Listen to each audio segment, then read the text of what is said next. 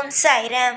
என் அன்பு செல்லமே, என்னுடைய அழகான தங்கமே, உன்னுடைய கண்ணீர் ஒவ்வொன்றும் என்னுடைய மனதை மிகவும் கஷ்டப்படுத்துகிறது. நீ அந்த அளவுக்கு அழுகிறாய். எந்த இடத்துலையுமே எனக்கு மதிப்பில்லை, எந்த இடத்துலையுமே எனக்கு இவ ஒரு ஒரு பெண்ணோ இல்லை ஒரு ஆணோ ஒரு குழந்தைன்னு எந்த ஒரு பொருளாக கூட என்னை பார்க்கல, ஒரு மனுஷனாக தான் என்னை பார்க்கல, ஒரு பொருளாக கூட என்னை பார்க்கல, ஒரு மிருகத்துக்கு கொடுக்குற மதிப்பை கூட எனக்கு கொடுக்கறது இல்லை. ஆனால் குடும்பத்துக்கு மாடாக உழைக்கிறேனே தவிர ஆனால் நிச்சயமாக எனக்கான மதிப்பு கிடைக்கல. ஒரு பொருளை பார்த்து பார்த்து வச்சுக்கிறாங்க. ஆனால் ஒரு இடத்துல போய் நான் நின்னேன் அப்படின்னா இன்னும் ஒரு மிகப்பெரிய ஒரு விஷயமா பார்க்குறாங்க. அதாவது இவெல்லாம் எதுக்கு வீட்டில் இருக்கா, இவெல்லாம் எதுக்கு நம்மளோட இருக்கா அப்படிங்கிற மாதிரி பார்க்குறாங்களே தவிர இவ இருக்காளே, இவளை சந்தோஷப்படுத்துவோம், இவளை நிம்மதியை வச்சுக்குவோம் அப்படின்னு யாருமே பார்க்கலையே அப்படிங்கிற மிகப்பெரிய ஒரு ஏக்கம் உங்ககிட்ட இருக்குது. தினமும் இரவு படுத்து நீ அழுவாத நாளே கிடையாது. ஒவ்வொரு நாளும் அழுவ, ஒவ்வொரு நிமிஷமும் நீ அழுவ. ஆனாலும் சில பேருக்கு நீ அழுவுறன்னு தெரிஞ்சு அதை கண்டுக்காம கூட போயிருக்காங்க. இரவு நேரத்தில் நீ அழுவுற, அது யாருக்கும் தெரிய போகிறதில்ல. அந்த நீ படுத்திருக்க ஒரு போர்வைக்கு கூட தெரிய போகிறதில்ல, தலகாணிக்கு கூட தெரிய போகிறதில்ல. எல்லாமே உனக்கு உன்னையும் ஒரு பொருளாக கூட பார்க்கலங்கும் போது அதெல்லாம் உனக்கு எப்படி தெரிய போகுது? நீ இந்த இரவு நேரத்தில் நீ அழுவுற, அது மற்றவங்களுக்கு தெரியல. ஆனால் பகல் நேரத்தில் உன்னை அழ வைக்கிறாங்க, நீ அழுற, அதை பார்த்து நீ அழாதன்னு சொல்கிறதுக்கு ஆள் இல்லை உன்னுடைய வீட்டில். நீ அழுதா அழு, அழாட்டிப்போ, நீ வாழ்ந்தா வாழு, வாழாட்டிப்போ அப்படின்னு சொல்கிறதுக்கு அலட்சியப்படுத்துறதுக்கு தான் ஆள் இருக்காங்களே தவிர உன்னை நீ சந்தோஷமாக நீ இருமா, உன்னுடைய சந்தோஷம்தாம்மா என்னுடைய சந்தோஷம், ஓ வாழ்க்கையில் இருக்கிறதாமா அப்படின்னு எதையுமே உன்னை யாருமே எப்போயுமே சொன்னதில்லை. எல்லா நிமிஷமும் உன்னை கஷ்டப்படுத்தி கவலைப்படுத்தி உன்னை துக்கப்படுத்தி தான் பார்த்துருக்காங்களே தவிர உன் குடும்பத்தில் இருக்கிறவங்களும் சரி வெளியில் இருக்கிறவங்களும் சரி பார்த்துருக்காங்களே தவிர உன்னை சந்தோஷமாக வச்சுக்கணும் அப்படிங்கிறத யாருமே இங்கே நினைக்கவும் இல்லை.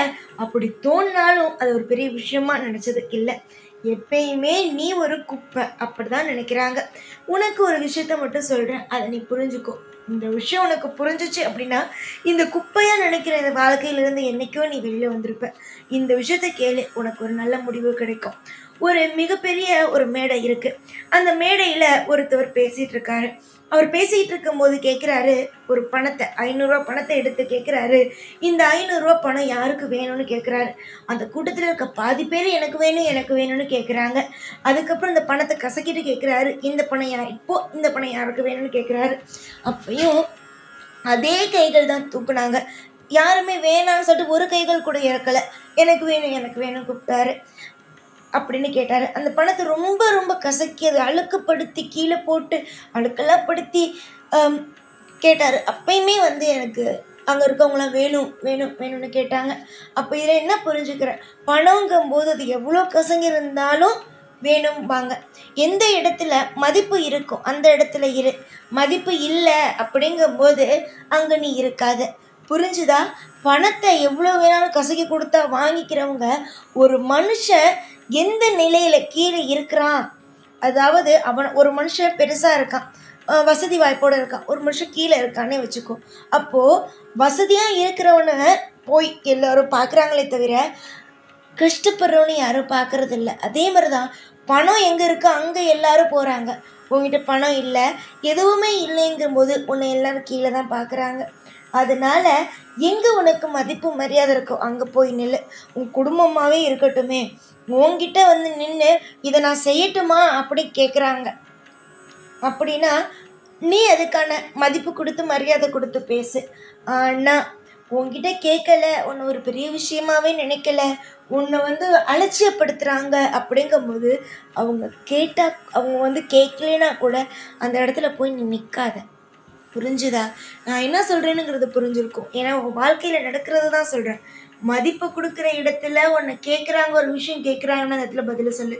அதுவே உன்னை அங்கே ஒரு மனுஷனாக கூட நினைக்கல, உன்னை ஒரு பொருளாக கூட நினைக்கல அப்படின்னா அங்கே நீ பேசாமல் ஒதுங்கி இருக்கிறது தான் நல்லது. எத்தனை நாள் தான் நீயும் அசிங்கப்பட்டு வாழலான்னு இருக்க? அசிங்கப்பட்டு வாழ்கிறதெல்லாம் ஒரு வாழ்க்கையா?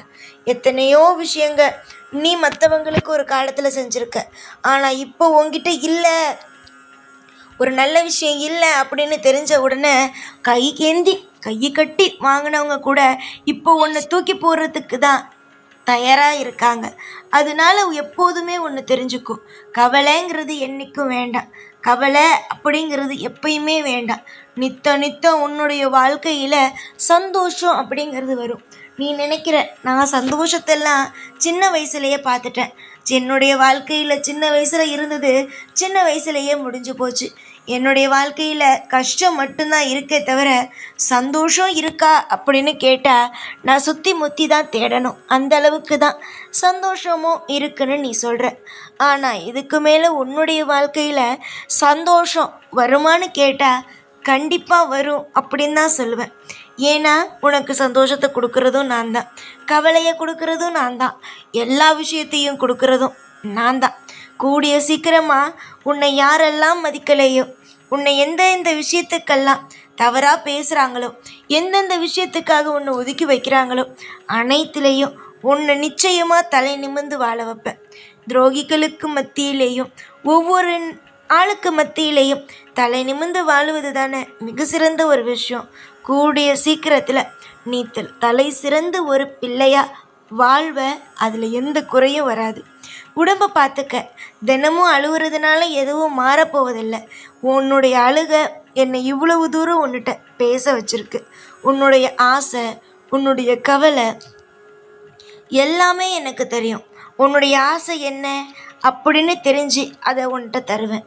உன் கவலை என்ன அப்படின்னு தெரிஞ்சு உன் கவலையை உன்கிட்டேருந்து எடுப்பேன். உனக்கு தேவையானதை மட்டுமே கொடுத்து ஒவ்வொரு நாளும் உன்னை சந்தோஷமாக வாழ வைக்கிறது என்னுடைய பொறுப்பாக இருக்குது. என்னுடைய பொறுப்பை நான் சரியாக செய்வேன். ஒரு நிமிஷம் கூட உன்னை அழ வைக்கணும், உன்னை கலங்க வைக்கணும் அப்படிங்கிறது எண்ணம் எனக்கு இல்லை. சந்தோஷத்தை கொடுக்கணும், நிம்மதியாக வாழ வைக்கணும், அதுதான் என்னுடைய எண்ணம். புரிஞ்சுதா? எந்த இடத்துல மதிப்பும் மரியாதையும் இருக்கோ அங்கே இரு. எந்த இடத்துல உனக்கான ஒரு வேல்யூ இருக்கோ அந்த இடத்துல போய் நில்லு. மதிப்பும் மரியாதையும் இல்லாத இடத்துல எப்பயுமே போய் நிற்காத. நீ தான் உன்னுடைய மதிப்பையும் மரியாதையும் அதிகப்படுத்திக்கணுமே தவிர மற்றவங்க யாரும் உன்னை அதிகப்படுத்த மாட்டாங்க. புரிஞ்சு நடந்துக்கிட்டா எல்லாமே சிறப்பாக இருக்கும். புரிஞ்சு நடந்துக்கிட்டா வாழ்க்கையில் எல்லாமே நல்லதாக நடக்கும். எதிர்பார்த்த விஷயங்கள் நடக்கும். எல்லா நேரத்திலேயும் அற்புதம் நடக்கும். எல்லா நேரத்திலேயும் அதிசயமும் நடக்கும். கொஞ்சம் சுதாரிப்பாக இருந்தால் உன் வாழ்க்கை நிச்சயமாக மாறும்.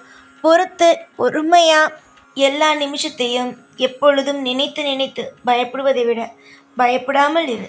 எல்லாமே நல்லது நடக்கும். கூடிய விரைவாகவே நான் இருப்பேன். உன் பக்கத்தில் இருப்பதை நீ உணர்வாய். நீ தேடும் ஒவ்வொன்றையும் கொடுத்து உன்னை சந்தோஷப்படுத்துவேன். சரியா?